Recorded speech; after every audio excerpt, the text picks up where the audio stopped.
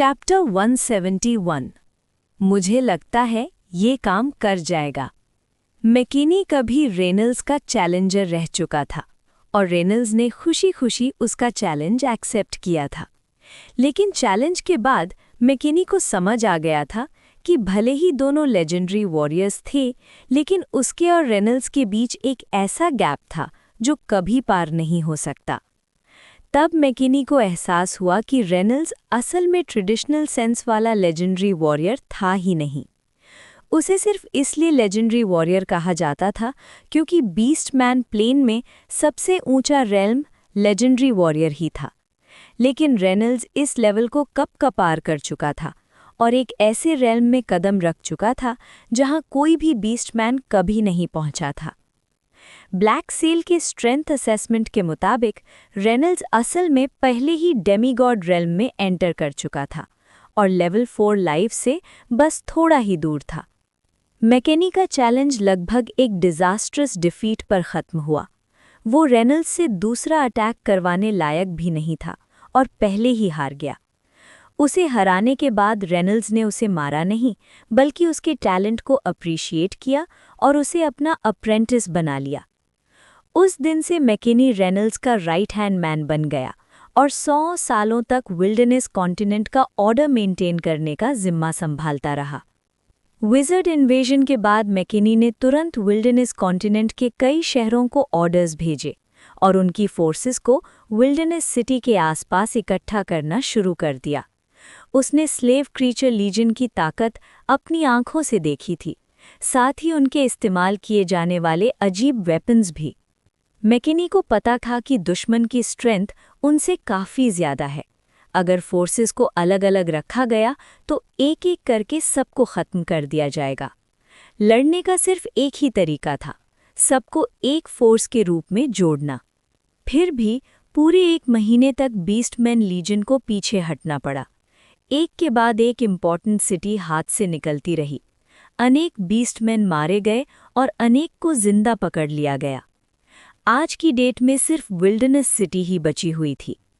ये कहना गलत नहीं होगा कि बीस्टमैन की फाइटिंग पावर कमज़ोर थी।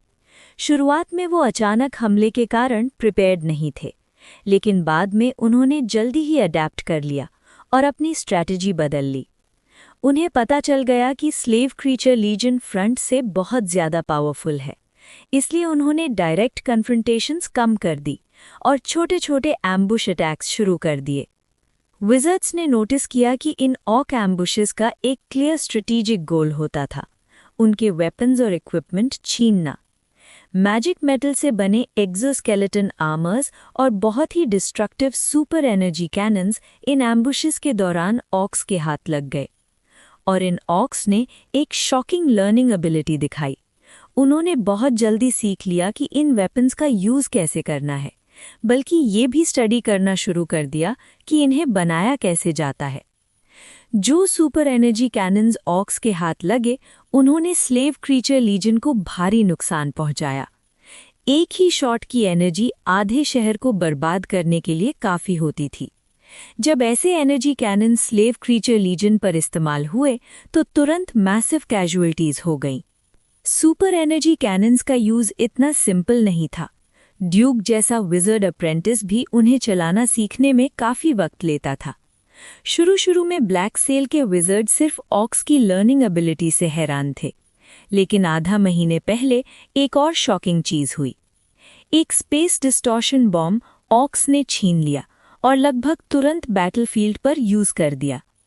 उस स्पेस डिस्टॉर्शन बॉम्ब ने सीधा हज़ारों स्लेव क्रीचर्स को बैटलफील्ड से मिटा दिया। उन्हें कहीं और टेलीपोर्ट नहीं किया गया, बल्कि अचानक पैदा हुई स्पेस स्टॉर्म ने उन्हें निगल लिया और उनके शरीर अनेक टुकड़ों में फट गए। तब ब्लैक सेल को समझ आ गया कि ये सिर्फ लर्निंग एबिलिटी का मामला नहीं है। स्पेस डिस्टॉर्शन एक 3rd लेवल एल्केमी क्रिएशन थी, जिसकी प्रिंसिपल्स बहुत ही कॉम्प्लेक्स थे और कई प्लेन्स की कटिंग एज टेक्नोलॉजी थी। ऐसी एल्केमी क्रिएशन को कुछ दिनों में सीख लेना बिल्कुल नामुमकिन था। इसके अलावा इस बॉम्ब को एक्टिवेट करने के लिए एक कमांड की चाहिए थी, जो अभी तक 3rd कोर कमांडर स्वेन के पास थी। उसने अभी तक इस वेपन को यूज़ करने का प्लान ही नहीं बनाया था, इसलिए कमांड की इशू ही नहीं की गई थी। कमांड की के बिना स्पेस डिस्टॉर्शन बॉम्ब का एक्टिवेट होना बिल्कुल इम्पॉसिबल था। लेकिन ऑक्स ने न सिर्फ स्लेव क्रीचर यूनिट से गार्डेड स्पेस डिस्टॉर्शन बॉम्ब छीन ली, बल्कि उसे सक्सेसफुली डेटोनेट भी कर दिया। विज़र्ड्स इस बात से बहुत क्यूरियस थे। काफी एक्सपेरिमेंट्स के बाद उन्होंने एक बात कंफर्म की। ग्रीन स्किन्ड ऑक्स के पास एक बहुत ही स्पेशल टैलेंट था, जिसे विज़र्ड्स ने हार्ट थॉट नाम दिया। हार्ट थॉट का मतलब सिर्फ एक लाइन में समझा जा सकता है, विशिंग थिंकिंग। जितना ज्यादा पावरफुल बीस्टमैन होता, उतना ही स्ट्रॉन्ग उसका हार्ट थॉट होता और उतनी ही ज्यादा उसकी सक्सेस रेट। जब ग्रीन स्किन्ड ऑक्स किसी चीज को दिल से चाहते, तो उनके अंदर एक जबरदस्त विल पैदा होती जो उस चीज को सच बना देती। ये एक रूल लेवल एबिलिटी थी जो कई प्लेन्स में भी बहुत रेयर मानी जाती है। हाँ, हार्ट थॉट की लिमिट्स भी थी। ये ग्रीन स्किन्ड ऑक की इनहेरेंट कैपेबिलिटी से ज्यादा एक्सीड नहीं कर सकती थी। जैसे एक नॉर्मल ग्रीन स्किन्ड ऑक अगर दिल में सोचे कि वो गॉड बन जाए तो कुछ भी नहीं होगा। लेकिन अगर बात कोई सिंपल चीज की हो, जैसे एक टूटी हुई वॉर चैरियट्स, तो एक ग्रीन स्किन्ड ऑक कुछ पत्थर लगाकर बस ये सोचे, मुझे लगता है ये काम कर जाएगा, और फिर वो टूटी हुई वॉर चैरियट सच में रिपेयर हो जाती और दोबारा नॉर्मल चलने लगती। इसी वजह से ऑक्स रिपेयर काम में इतने माहिर होते हैं। उन्हें कॉम्प्लेक्स कंपोनेंट्स के प्रिंसिपल समझने की जरूरत नहीं होती। हार्ट थॉट की वजह से वो टूटी हुई चीजों को वापस काम करने लायक बना देते हैं। जब ब्लैक सेल के विज़र्ड्स ने ये बात समझी, तब उन्हें क्लियर हो गया कि ऑक्स सुपर एनर्जी कैनन्स और स्पेस डिस्टॉर्शन बॉम्ब्स का यूज कैसे कर पा रहे थे। उन्हें इन चीजों के प्रिंसिपल समझने की जरूरत नहीं थी, बस सोचना होता था, मुझे लगता है ये काम कर जाएगा। इस बात को रियलाइज करते ही ब्लैक सेल ने अपने वेपन्स और इक्विपमेंट पर और ज्यादा स्ट्रिक्ट कंट्रोल लगा दिया और डिफेंस को काफी स्ट्रॉन्ग कर दिया। उनके पास अभी भी कई पावरफुल एल्केमिकल क्रिएशंस थे जो कई वजहों से कैजुअली यूज नहीं किए जा सकते थे। ब्लैक सेल का गोल यहाँ कॉन्कर करना था, डिस्ट्रॉय नहीं। जैसे उनके पास एक डायमेंशन कोलैप्स डिवाइस था जो एक ऐसा एरिया क्रिएट कर सकता था जहां बहुत ही स्ट्रॉन्ग ग्रेविटेशनल फील्ड होती जो आसपास की सारी चीजों को खींचकर स्पेस कोलैप्स कर दे और उस एरिया के अंदर सब कुछ निगल ले। इस डिवाइस का इम्पैक्ट परमानेंट होता और धीरे धीरे फैलता रहता जब तक पूरा प्लैनेट ही डिवावर ना हो जाए। ब्लैक सेल बस इसी बात के लिए शुक्रगुजार था कि ये डिवाइस प्लंडर नहीं हुआ, वरना बहुत बड़ी मुसीबत खड़ी हो जाती और पूरा बीस्टमैन प्लैनेट ही बर्बाद हो जाता। युद्ध अभी भी जारी था। विल्डरनेस सिटी के आसपास घिरी हुई बीस्टमैन लीजन, जिनके पास अब कोई रास्ता नहीं बचा था, अपनी पूरी ताकत से लड़ रही थी और फिलहाल स्लेव क्रीचर लीजन के लिए ब्रेक थ्रू करना काफी मुश्किल हो गया था। चैप्टर 172 विल्डरनेस कॉन्टिनेंट का आखिरी अध्याय। अगले एक महीने में युद्ध पूरी तरह से अपने पीक पर पहुंच गया। ब्लैक सेल ने 10 लाख से ज्यादा स्लेव क्रीचर्स की सेना को कमांड किया और 3 लाख बीस्टमैन लीजन पर पागलपन भरा हमला बोल दिया। इस दौरान ब्लैक सेल ने फ्लोटिंग फोर्ट्रेस भी डिप्लॉय किया, एक ऐसा बैटल फोर्ट्रेस जो लो एल्टीट्यूड पर उड़ सकता था। भले ही उसकी डिस्ट्रक्टिव पावर ज्यादा ना हो, लेकिन बीस्टमैन के लिए ये एक डायमेंशनल लेवल का अटैक था। एक महीने बाद जो पहले 15 लाख स्लेव क्रीचर्स थे, वो घटकर सिर्फ 10 लाख से थोड़े ज्यादा रह गए, लगभग 5 लाख का नुकसान। लेकिन बीस्टमैन की हालत भी कुछ अच्छी नहीं थी। विल्डरनेस सिटी के आसपास मौजूद 3 लाख बीस्टमैन लीजन घटकर 1 लाख से भी कम रह गई। विल्डरनेस सिटी की डिफेंसिव लाइन भी फिर से पीछे हट गई और लगभग सिर्फ एक अकेला विल्डरनेस सिटी ही बचा। ग्रीन स्किन्ड ऑक्स आधे प्लांट और आधे एनिमल होते हैं, इसलिए वो फोटोसिंथेसिस के जरिए एनर्जी ले सकते हैं और मिनिमल लाइफ एक्टिविटीज मेंटेन कर सकते हैं। इस वजह से विज़र्ड्स की कई common siege tactics green skinned orcs के खिलाफ बिल्कुल बेकार हो गईं। जब तक उन पर सितारों की रोशनी पड़ती रहती थी, वो जिंदा रह सकते थे और भूख से मरने का सवाल ही नहीं था। विल्डरनेस सिटी के बीस्टमैन की फाइटिंग पावर वाकई काफ़ी स्ट्रॉन्ग थी, लेकिन उनके सामने ऐसे स्लेव क्रीचर्स थे जो बिना सोचे समझे किसी भी कीमत पर अटैक कर रहे थे। इन तूफान जैसे हमलों के नीचे बीस्टमैन लीजन के लॉसेस बहुत ज़्यादा हो गए। विल्डरनेस सिटी के अंदर एक्मैन अपने सामने खड़े लंबे चौड़े बीस्टमैन को देख रहा था। दिल में इज्जत भी थी और खत्म ना होने वाला दर्द भी। बीस्टमैन प्लेन पर इन्वेजन शुरू हुए 2 महीने हो चुके थे। सिर्फ 2 महीनों में पूरा विल्डरनेस कॉन्टिनेंट सिमटकर एक अकेला विल्डरनेस सिटी बनकर रह गया था। स्पीड इतनी तेज थी कि बाकी के 2 कॉन्टिनेंट से रीएनफोर्समेंट्स आने का टाइम ही नहीं मिला। ग्रीनफील्ड कॉन्टिनेंट पर मौजूद रेनॉल्ड्स को काफ़ी पहले सिचुएशन का पता चल चुका था और वो वहाँ डिफेंसिव स्ट्रक्चर्स मजबूत कर रहा था, साथ ही अपनी मिलिट्री फोर्सेस को कंसोलिडेट कर रहा था।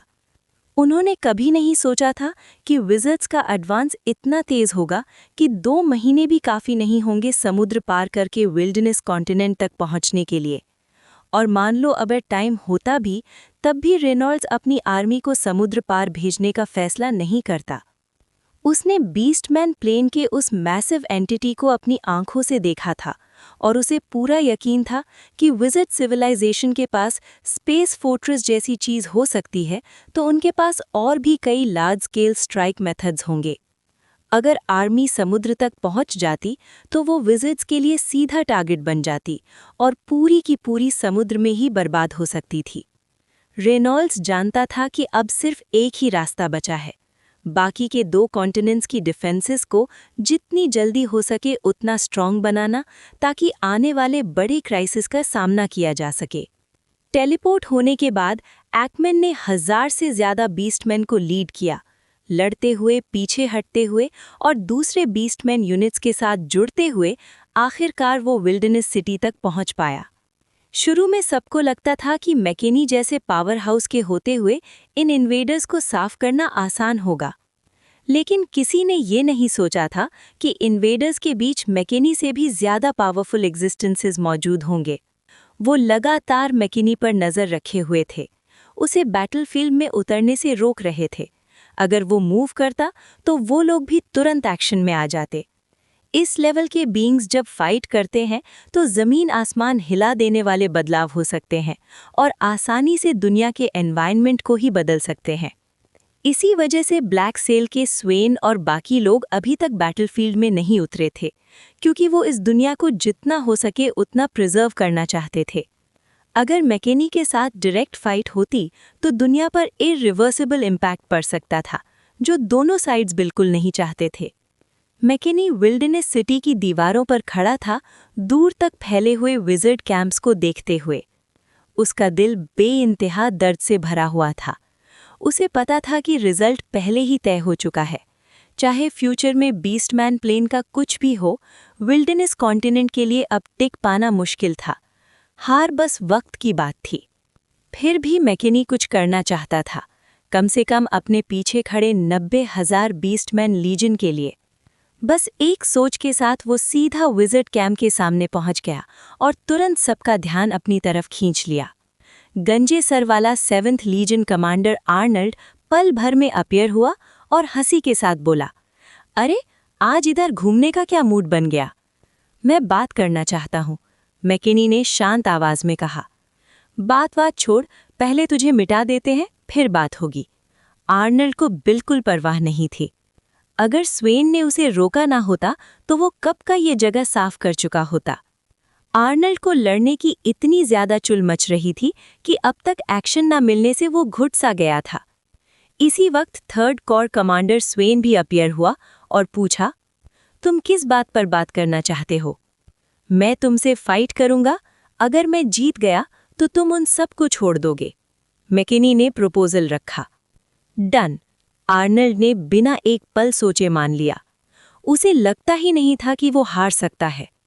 आर्नल्ड को लगा था कि स्वेन अपोज करेगा, लेकिन उसकी हैरानी के लिए स्वेन ने कहा, ओके, लेकिन बैटलफील्ड समुद्र के पास चूज करना। बिल्कुल वही जो मैं चाहता था। जब तक फाइट का फैसला नहीं होता, तुम विल्डरनेस सिटी पर अटैक नहीं करोगे। स्वेन ने इस कंडीशन को एक्सेप्ट किया और आर्नल्ड और मैकेनी को समुद्र के बीच दूर तक ले जाकर बैटल शुरू करवा दी। इस लेवल के बीइंग्स के लिए इतनी दूरी बस एक थॉट जितनी होती है। बीस्टमैन प्लेन के अनंत समुद्र के ऊपर आर्नल्ड और मैकिनी दोनों हवा में लेविटेट कर रहे थे। यहाँ तीनों कॉन्टिनेंट से दूर उनकी फाइट के बाद के इफ़ेक्ट्स किसी भी जिंदा जीव को अफेक्ट नहीं करेंगे। आर्नल्ड के चेहरे पर एक भयानक मुस्कान थी। उसके शरीर से काली आग जल रही थी और उसने काले आर्मर का सूट पहना हुआ था। उसकी आंखें बिल्कुल काली थीं, जैसे अनंत खाइयां। जिन लोगों की स्पिरिचुअल पावर कम होती, सिर्फ एक नज़र में उनकी रूह खिंच जाती। 7th लीजन का कमांडर होने के नाते आर्नल्ड की ताकत पर कोई सवाल नहीं था। डेमीगॉड लेवल एक्सपर्ट होने के साथ साथ उसे हेल लॉर्ड के नाम से भी जाना जाता था।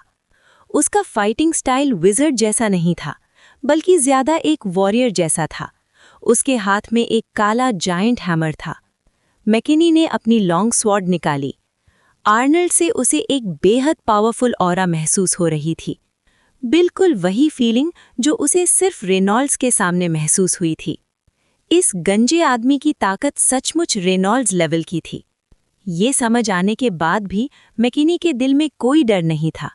जब उसने ये कदम उठाया था, तब उसे वापस लौटने की उम्मीद ही नहीं थी। मैकिनी बस इतना चाहता था कि विल्डरनेस सिटी में बचे हुए बीस्टमैन के लिए थोड़ी सी जिंदा रहने की गुंजाइश मिल जाए और विज़र्ड्स अपना वादा निभाएं। अफसोस बस इतना था कि जो स्लिम चांस पहले मुमकिन लग रहा था, वो भी धीरे धीरे नामुमकिन होता जा रहा था। फाइट बिना किसी एक्स्ट्रा बात के शुरू हो गई। समुद्र में पहले ही 10,000 मीटर ऊंची लहरों का तूफान उठ चुका था।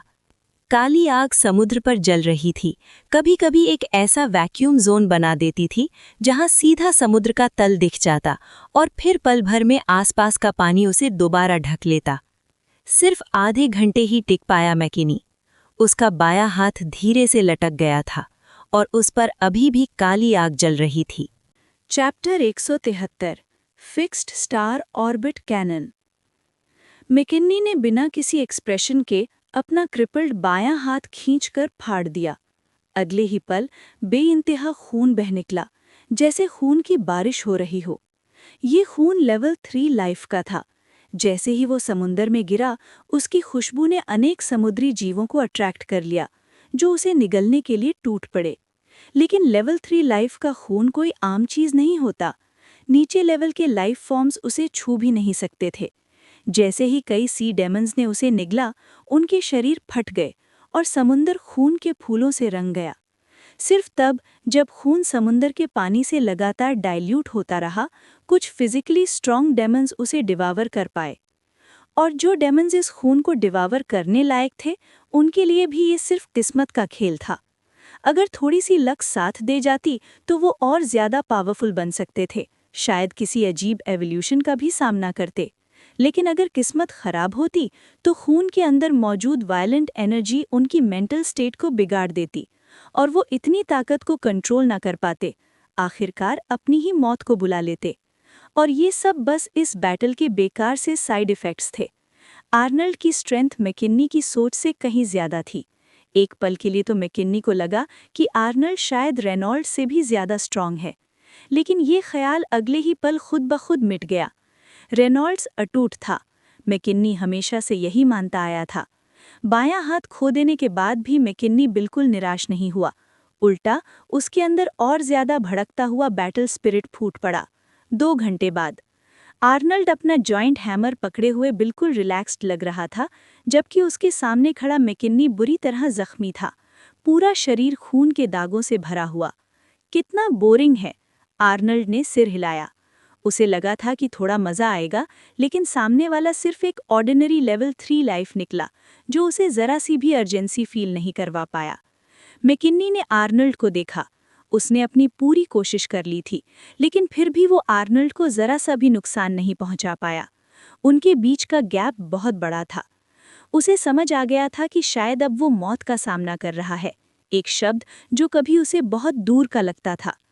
अगर मरना ही है तो कम से कम तुझे कोई कीमत तो चुकानी पड़ेगी, मैकिनी ने दिल ही दिल में सोचा।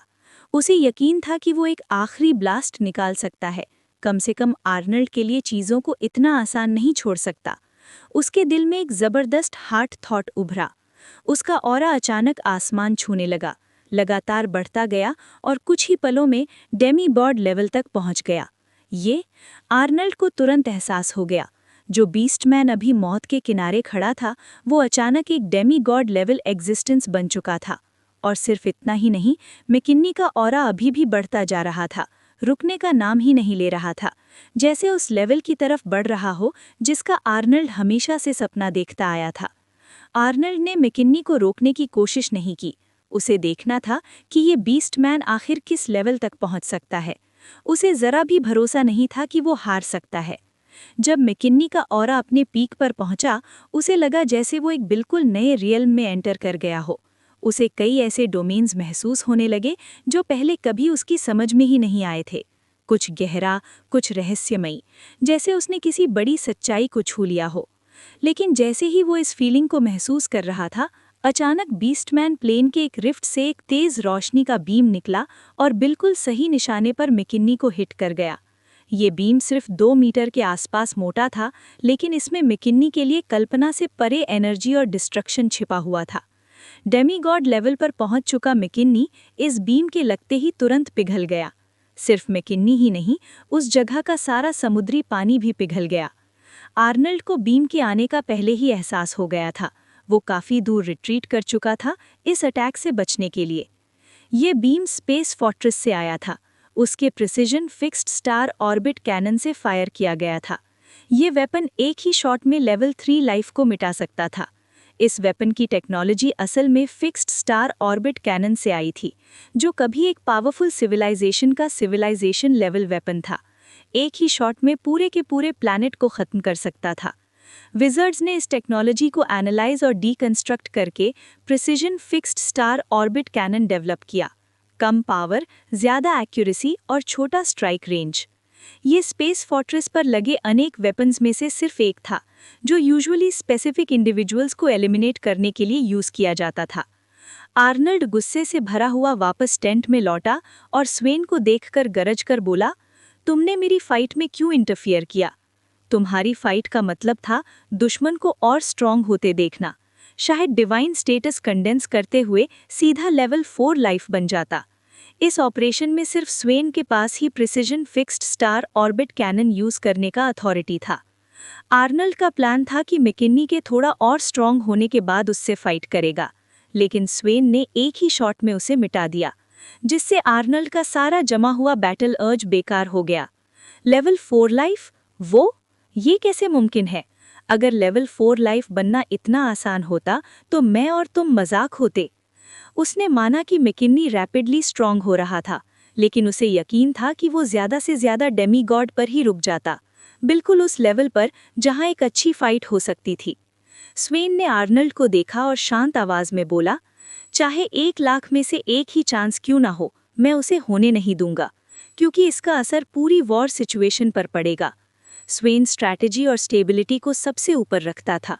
उसे ऐसे सडन वेरिएबल्स पसंद नहीं थे जो पूरे युद्ध के फ्लो को बिगाड़ दें।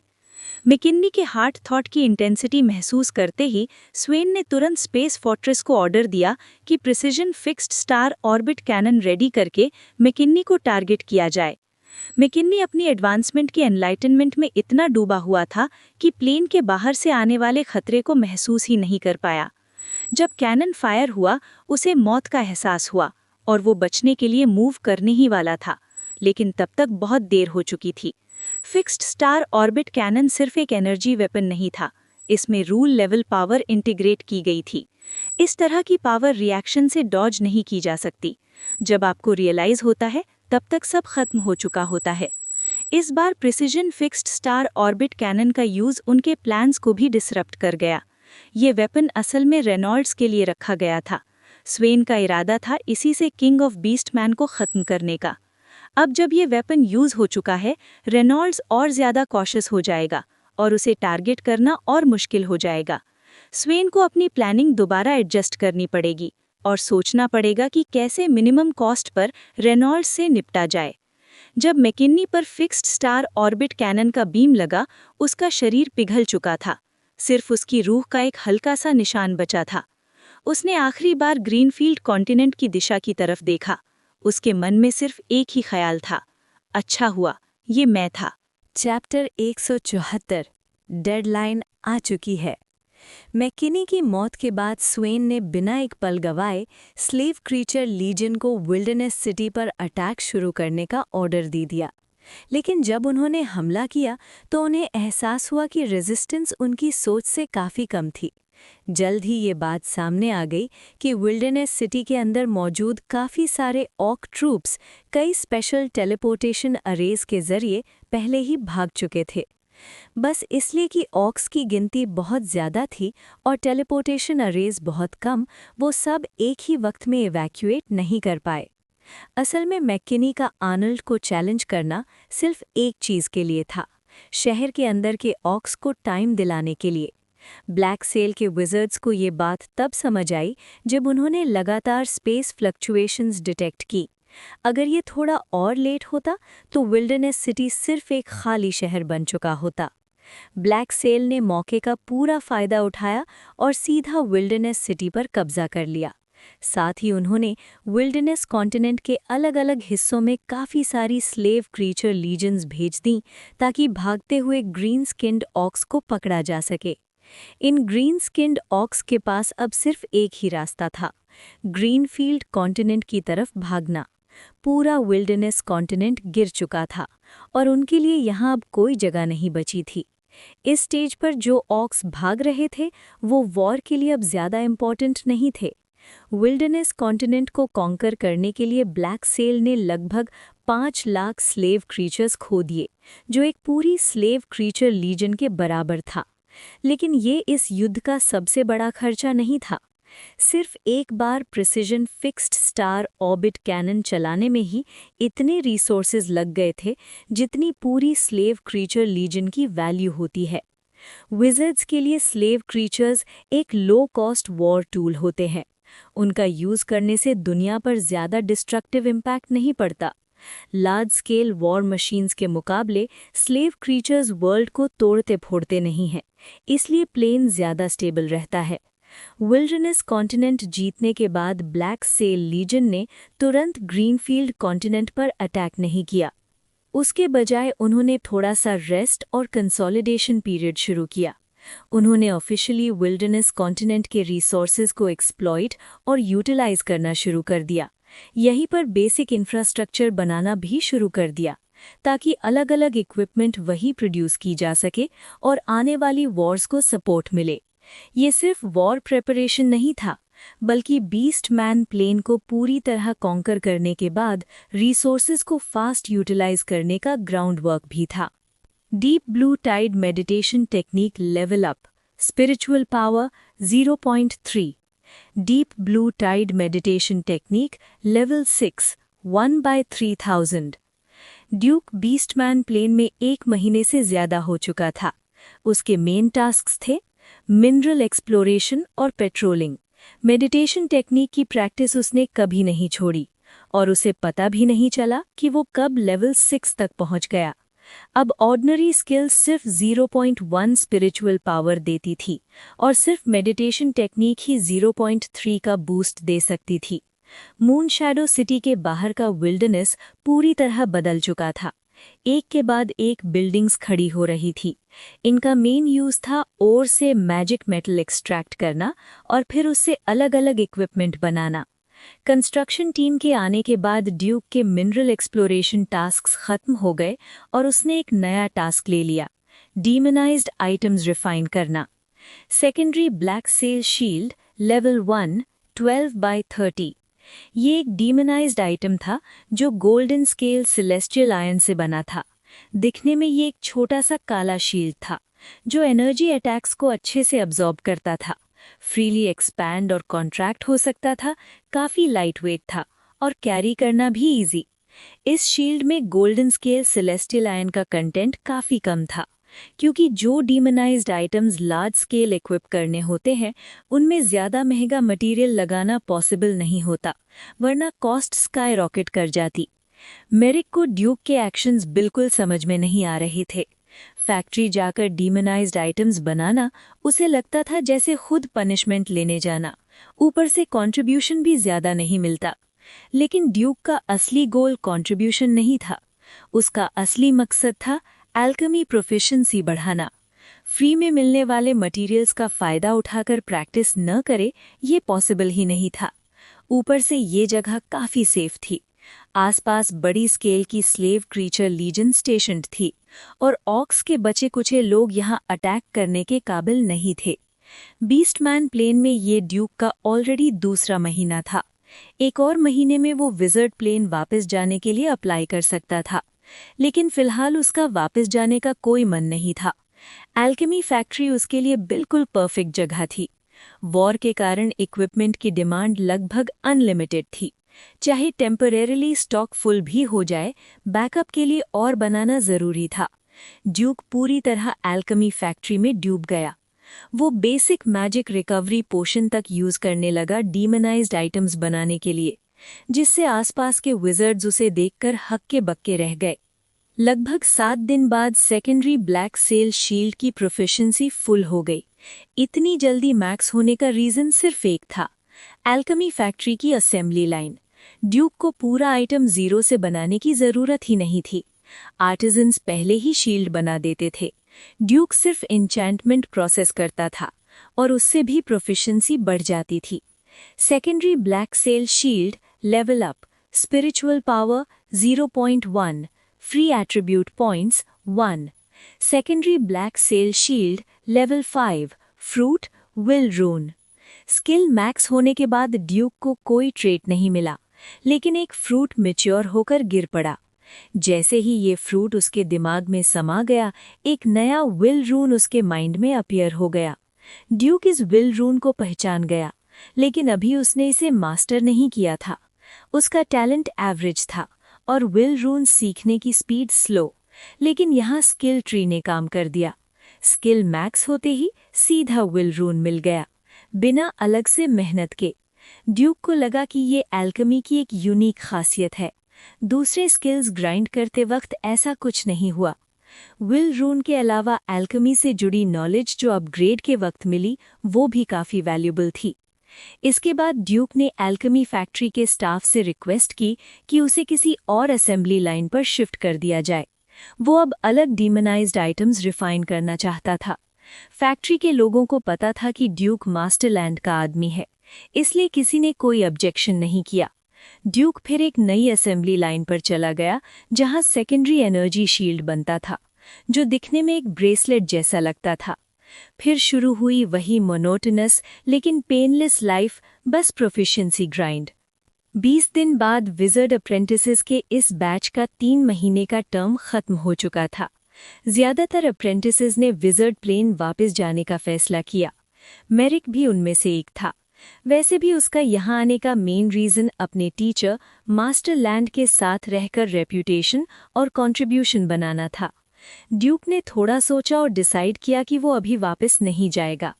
अभी तक उसने सिर्फ 4 डीमनाइज्ड आइटम्स मैक्स किए थे।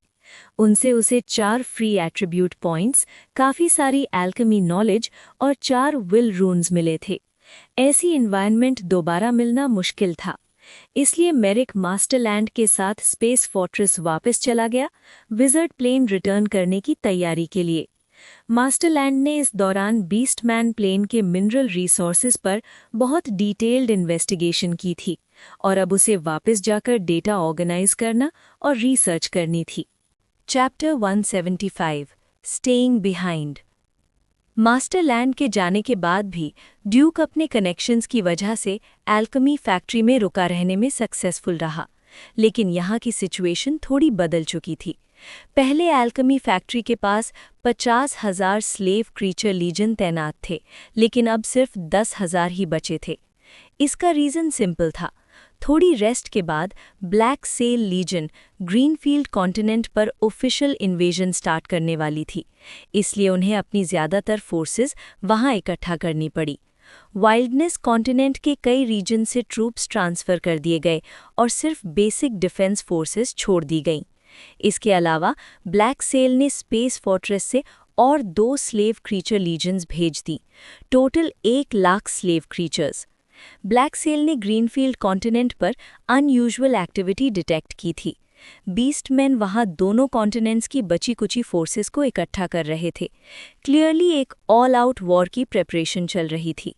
पिछली लड़ाइयों में black cell already green skin dogs की कॉम्बैट स्ट्रेंथ और टैलेंट को पहचान चुका था, इसलिए इस रेस को बिल्कुल अंडर एस्टिमेट नहीं किया गया।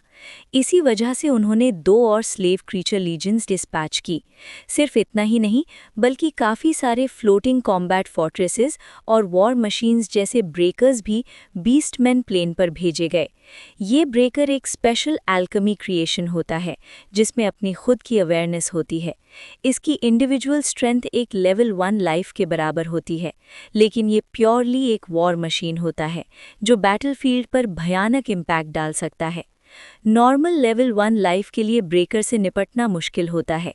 जनरली सिर्फ लेवल 2 लाइफ ही इसे प्रॉपर्ली हैंडल कर सकता है। लेकिन ब्रेकर्स का टारगेट हाई लेवल लाइव्स नहीं होता। उनका काम होता है कन्वेंशनल बैटलफील्ड पर मीट ग्राइंडर बनना। ड्यूक ने नोटिस किया कि एल्केमी फैक्ट्री के आसपास ट्रूप्स कम हो रहे थे, जिससे सिक्योरिटी थोड़ी कम हो गई थी। पर अगर उसे यहाँ के इक्विपमेंट और मटेरियल्स का फ़ायदा उठाकर प्रोफिशिएंसी ग्राइंड करनी थी, तो उसे यहीं रुकना ही पड़ेगा।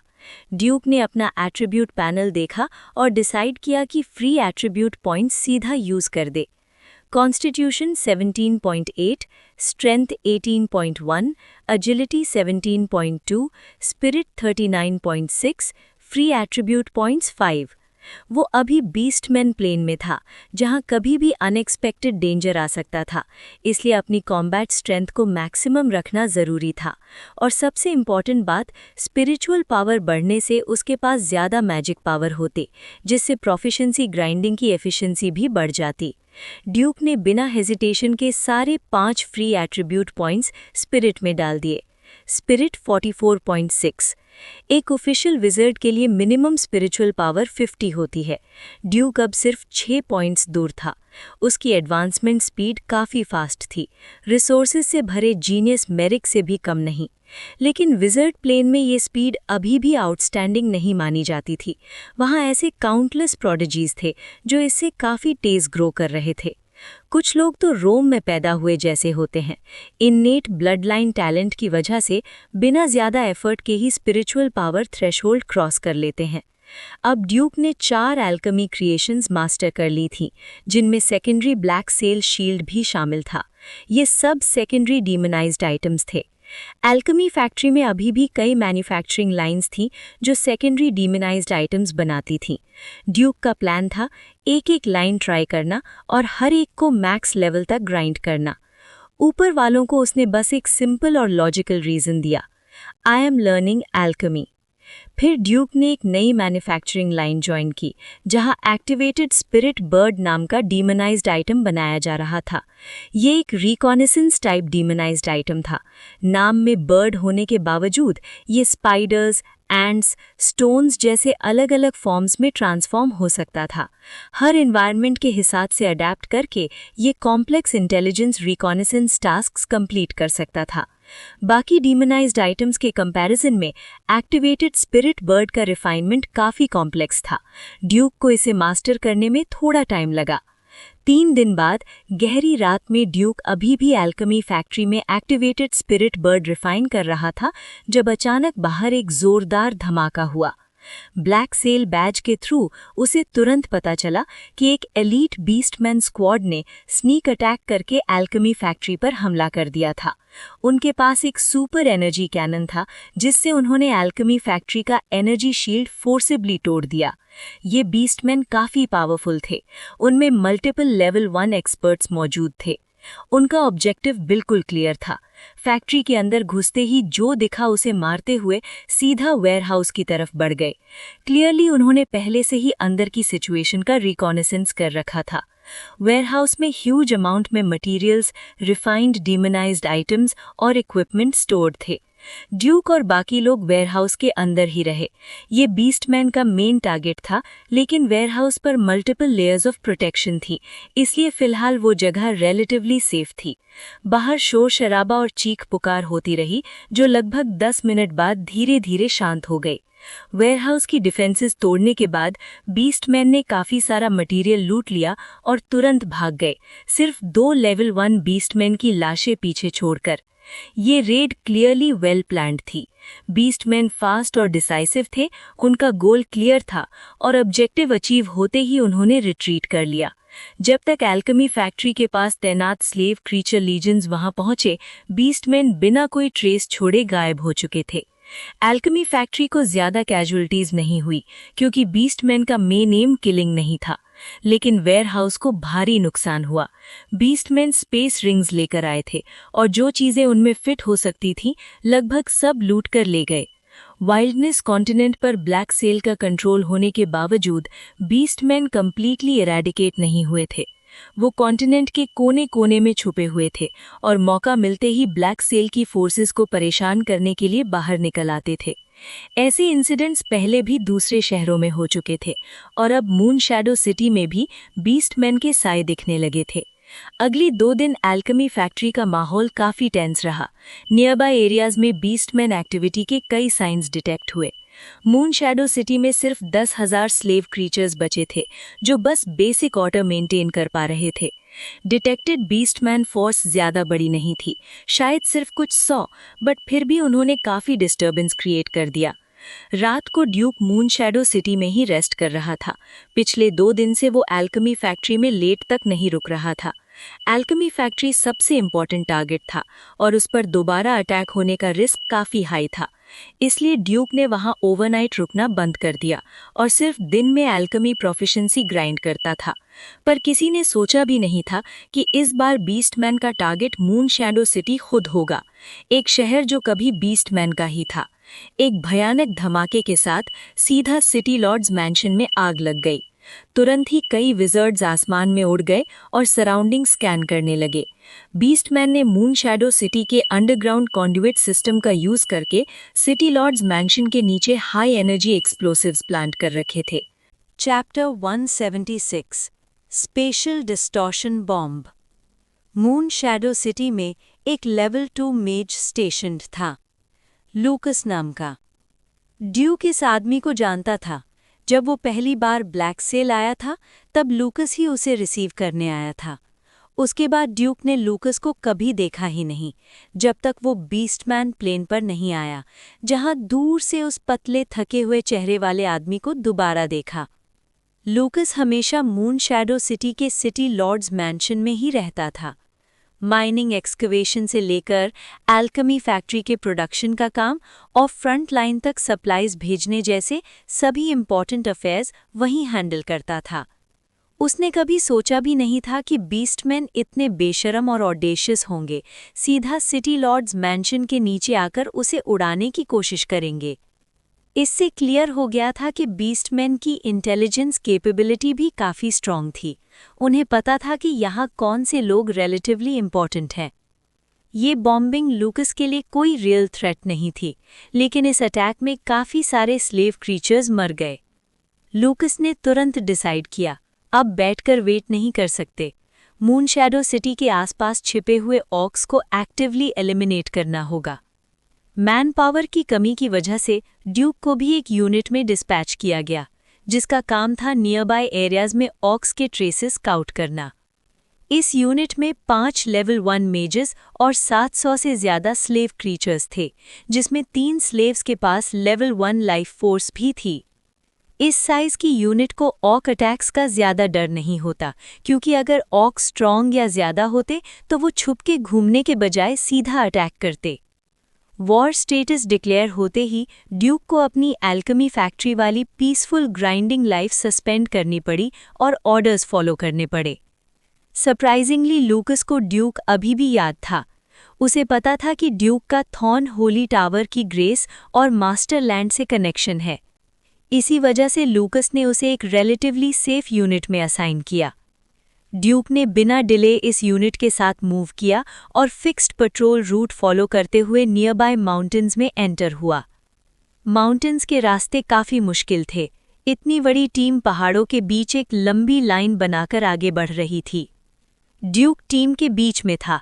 आगे पीछे स्लेव क्रीचर्स गार्ड कर रहे थे और पास ही डॉगमैन रीड भी था। जैसे जैसे वो माउंटेन्स के अंदर जाते गए उन्हें ऑक एक्टिविटी के क्लियर साइंस दिखने लगे। इससे कंफर्म हो गया कि ऑक्स इसी पहाड़ी इलाके में छुपे हुए हैं। टीम ने प्रोबिंग जारी रखी। पूरा इरादा था यहाँ छुपे हर ऑक को निकालकर ख़त्म करना। 2 घंटे बीत गए लेकिन अभी तक कोई ऑक सामने नहीं आया। आखिरकार यूनिट ने वहीं रुककर रेस्ट लेने का डिसीजन लिया। तभी आसपास की स्पेस अचानक से रिपल करने लगी। नॉट गुड, स्पेशल फ्लक्चुएशंस, जल्दी स्प्रेड आउट हो जाओ।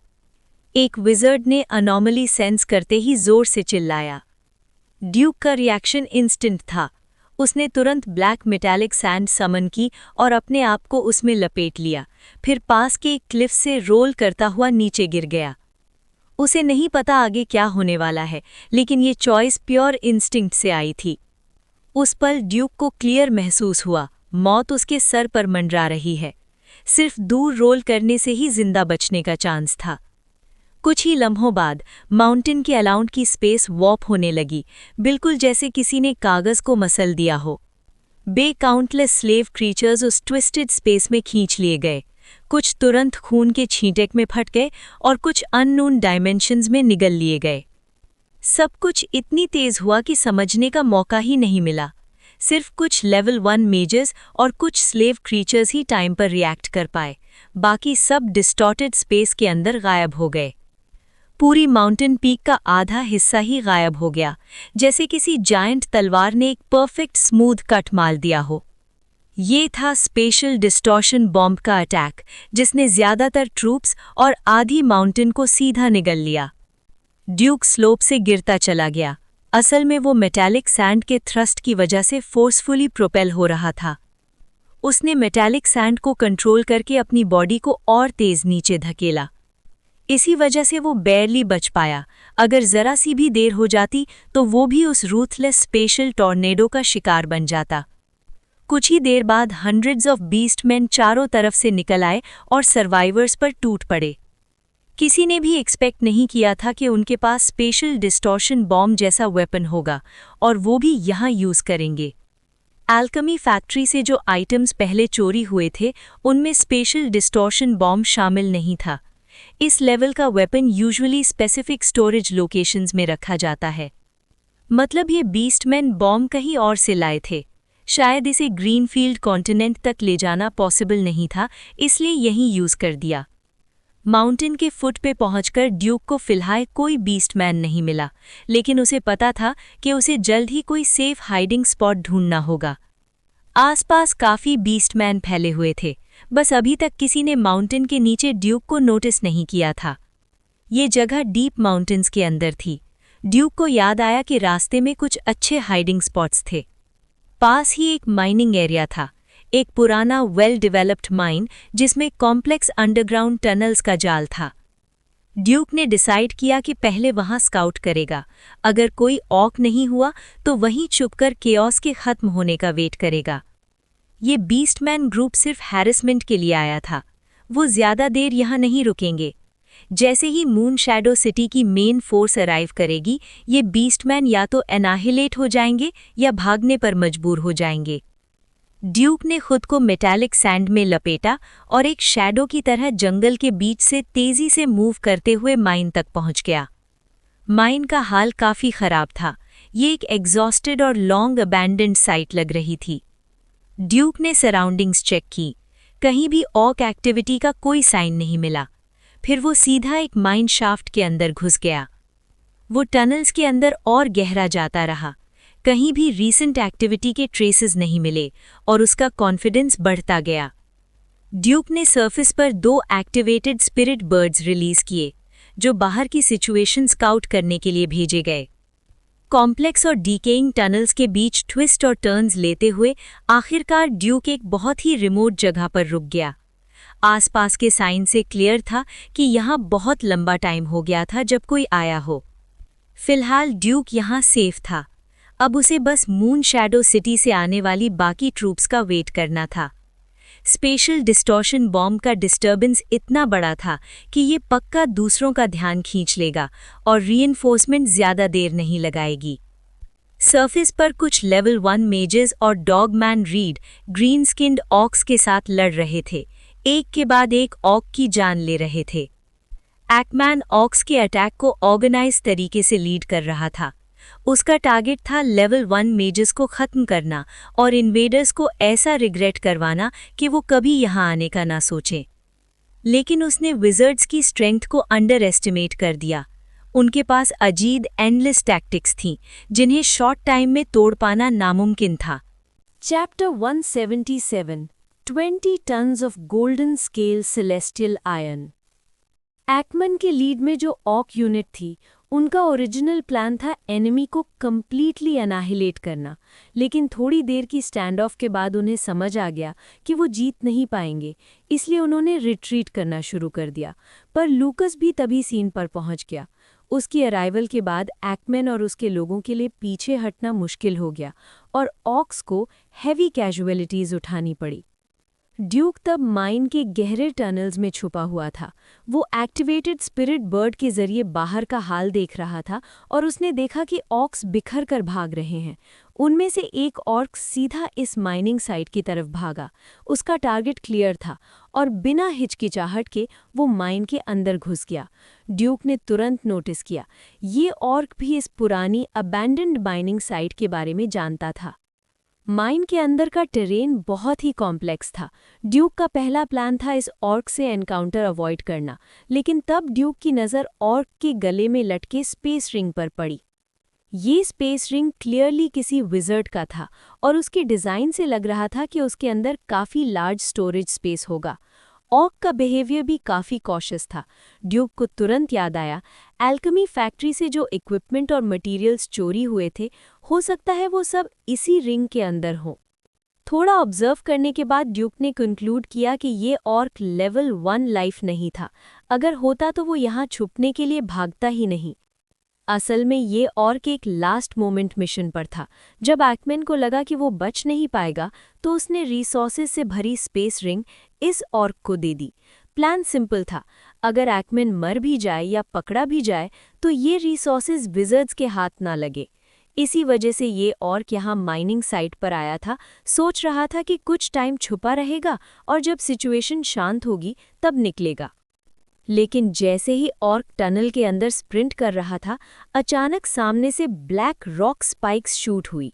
ऑर्क ने जल्दी से रोल करके डॉज कर लिया। स्पाइक्स उसे नहीं लगी, लेकिन जब जमीन से टकराई तो ब्लास्ट हो गई। एक तेज एनर्जी वेव निकली। ऑर्क को लगा जैसे उसका खून उलट रहा हो और उसने तुरंत कई माउथफुल्स ब्लड उगल दिया।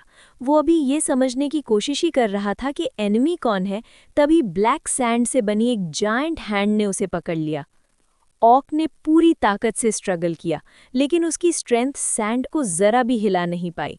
उल्टा सैंड और टाइट होती चली गई। सैंड से एक ट्रिमेंडस प्रेशर ट्रांसमिट हुआ। उसकी सांस नाक और मुंह से जोर जोर से निकलने लगी, जैसे उसके लंग्स को क्रश किया जा रहा हो। उसके पूरे बॉडी का फ्लैश और ब्लड एक्सट्रीम पेन से गुजर रहा था। कुछ ही सेकंड्स में खून बाहर सीप होने लगा और जैसे ही प्रेशर बोन मैरो तक पहुंचा, उसकी हड्डियां तुरंत टूट गईं। कुछ पल बाद सैंड बिखर गई। जमीन पर सिर्फ एक लाश पड़ी थी। ड्यूक टनल के कोने से बाहर आया। उसने एक्सप्रेशनलेसली उस कॉप्स को देखा। उसने सैंड को कंट्रोल करके स्पेस रिंग उठाया और स्पिरिचुअल पावर से चेक किया। उसके अंदर देखकर ड्यूक का दिल हल्का सा हिल गया। रिंग के अंदर refined golden scale celestial iron की बड़ी क्वांटिटी थी, साथ ही कई डीमनाइज्ड आइटम्स भी थे। ड्यूक ने एक नज़र और देखी, कम से कम 20 tons golden scale celestial iron था। सब एल्केमी फैक्ट्री में ही रिफाइन किया गया था। डीमनाइज्ड आइटम्स भी वहीं के थी और उनमें से कई आइटम्स ड्यूक ने खुद बनाए थे, इसलिए वो काफ़ी फेमिलियर लग रहे थे। थोड़ी देर सोचने के बाद ड्यूक ने डिसीजन लिया। वो सिर्फ गोल्डन स्केल सेलेस्टियल आयन को अब्जॉर्ब करेगा। बाकी डीमनाइज्ड आइटम्स को वो छेड़ेगा भी नहीं, ताकि स्पेस लिंक सबमिट करते वक्त वो क्रेडिट क्लेम कर सके। इतनी सारी डीमनाइज्ड आइटम्स ना तो वो बेच सकता था, ना ही इतनी यूज़ कर सकता था, इसलिए उन्हें हैंडओवर करना ही बेस्ट ऑप्शन था। रही बात 20 tons golden scale celestial iron की, तो ब्लैक सेल को ये पता ही नहीं था कि इस रिंग में ये मैजिक मेटल ओरिजिनली था। ड्यूक अगर ले भी लेता तो किसी को पता नहीं चलता।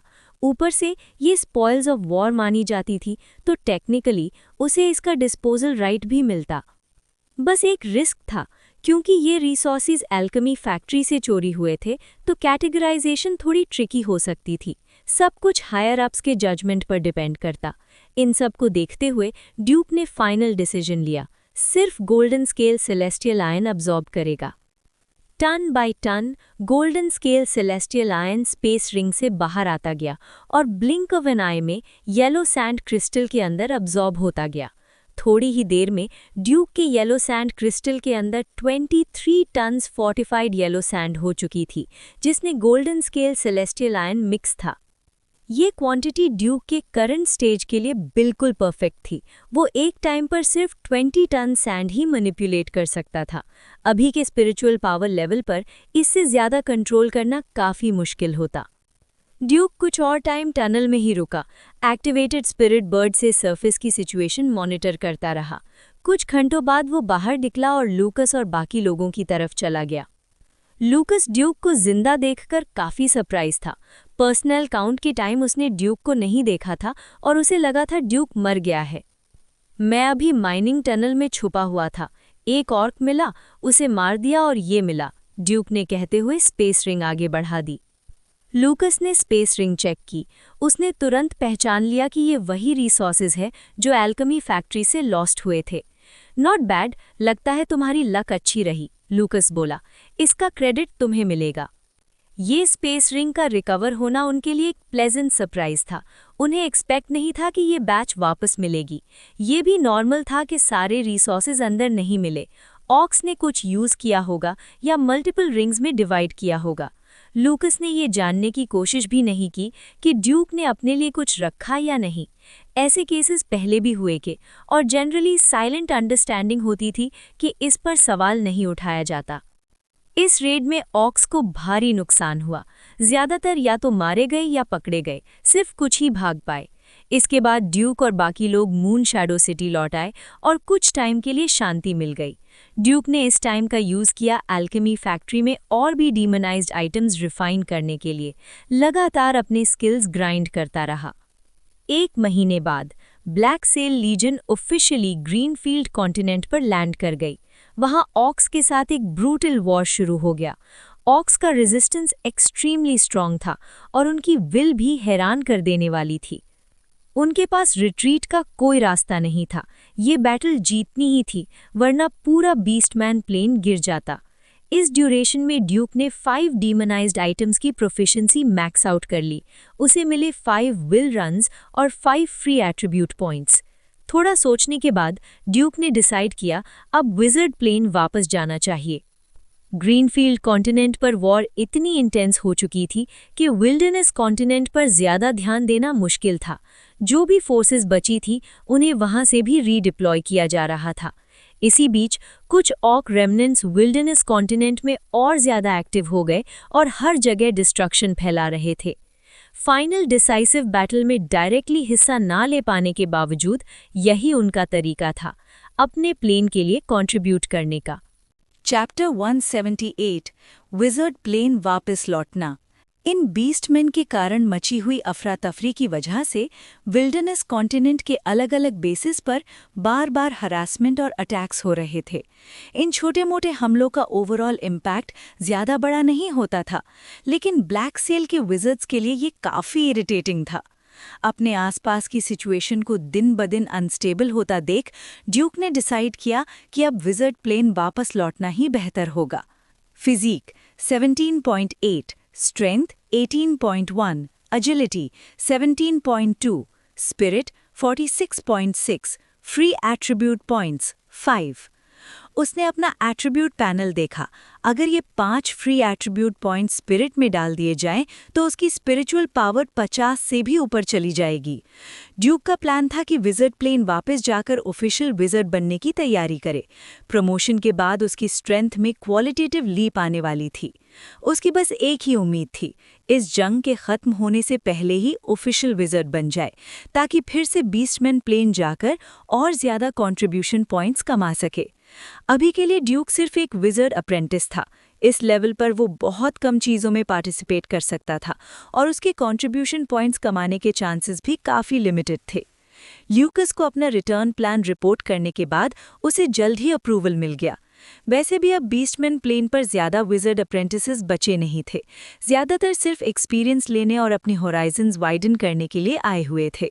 2 दिन बाद ड्यूक एक एयरशिप पर चढ़ा जो स्पेस फोर्ट्रेस के लिए जा रही थी और धीरे धीरे बीस्टमैन प्लेन से दूर होता चला गया। मुड़कर देखने पर उसे अब भी बीस्टमैन प्लेन के 3 कॉन्टिनेंट्स दिख रहे थे, बिल्कुल वैसे ही जैसे उसके आने के वक्त थे।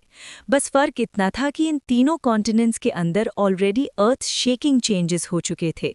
ड्यूक ने एक बार फिर डायमेंशनल रिफ्ट क्रॉस किया और क्लियरली महसूस किया कि रिफ्ट की विड्थ थोड़ी कम हो चुकी थी। चाहे विज़र्ड्स लगातार रिफ्ट को एक्सपैंड और मेंटेन कर रहे थे, फिर भी वो धीरे धीरे हील और रिपेयर हो रही थी। स्पेस एयरशिप की विंडो के पास खड़े होकर ड्यूक ने दूर दिख रहे स्पेस फोर्ट्रेस को देखा और उसके मन में एक अजीब सी ऑ पैदा हो गई। स्पेस फोर्ट्रेस एक कॉस्मिक बीस्ट की तरह लग रहा था, वॉइड में चुपचाप बैठा हुआ, शांत और भयंकर। इस बार स्पेस फोर्ट्रेस पर वापस आने का प्रोसेस थोड़ा अलग था। ड्यूक पहले एक डिसइंफेक्टिंग रूम में गया जहां उसके पूरे बॉडी की थरो स्टेरिलाइजेशन हुई। उसके बाद उसे एक छोटे से इंस्पेक्शन रूम में भेजा गया। उसने महसूस किया जैसे कोई चीज़ उसके बॉडी के अंदर से गुजर रही हो। वो उसकी इंटरनल कंडीशन को स्कैन कर रही थी। ये स्टेप बहुत ही इम्पॉर्टेंट था। इसका मेन पर्पस ये चेक करना था कि बीस्टमैन प्लेन से लौटने वाले किसी के बॉडी के अंदर या सरफेस पर बीस्टमैन स्पोर्स तो नहीं लगे हुए। बीस्टमैन स्पोर्स असल में ग्रीन स्किन्ड ऑक्स के बीज होते हैं, जिनमें नए ग्रीन स्किन्ड ऑक्स बनने की पूरी पोटेंशियल होती है। अगर गलती से कोई बीस्टमैन स्पोर विज़र्ड प्लेन में आ गया तो टाइम के साथ यहाँ ग्रीन स्किन्ड ऑक्स की बड़ी पॉपुलेशन निकल सकती है। ये रेस बहुत तेज़ रिप्रोड्यूस करती है और इनके स्पोर्स इतने छोटे होते हैं कि इन्हें कम्प्लीटली क्लीन करना काफ़ी मुश्किल होता है। इसीलिए ब्लैक सेल ने शुरू से ही हर लेवल पर स्ट्रिक्ट चेक्स लगा रखे थे ताकि कोई भी बीस्टमैन स्पोर विज़र्ड प्लेन तक ना पहुंच सके। ड्यूक की स्पेस रिंग भी इंस्पेक्ट की गई। प्रोसेस काफ़ी फास्ट था और इसका गोल भी वही था, किसी भी बीस्टमैन स्पोर को डिटेक्ट करना। इसके अलावा ब्लैक सेल विज़र्ड्स को सेल्फ चेक करना भी मैंडेटरी करता है ताकि कोई स्पोर विज़र्ड प्लेन में ना आ जाए। अगर कोई जानबूझकर बीस्टमैन स्पोर्स विज़र्ड प्लेन में लाने की कोशिश करे तो उस पर स्ट्रिक्ट इन्वेस्टिगेशन होती है और उसे सख्त पनिशमेंट मिलती है। इतनी सारी इंस्पेक्शंस कंप्लीट करने के बाद ड्यूक ब्लैक सेल के मिलिट्री सप्लाई डिपार्टमेंट गया, जहां उसने अपने कंट्रीब्यूशन पॉइंट सेटल किए। इस बार उसने टोटल 1352 कंट्रीब्यूशन पॉइंट्स कमाए थे। एक विज़र्ड अप्रेंटिस के लिए ये काफ़ी बड़ी अचीवमेंट थी। इसके साथ ही ड्यूक को ब्लैक सेल ट्रेजर वॉल्ट देखने का एक्सेस भी मिल गया, जो 100 कंट्रीब्यूशन पॉइंट्स क्रॉस करने के बाद अनलॉक होता है। अब वो लेवल 1 और उससे नीचे की आइटम्स ब्राउज कर सकता था। Magic potions, casting materials, witchcraft artefacts और सबसे इम्पॉर्टेंट नॉलेज।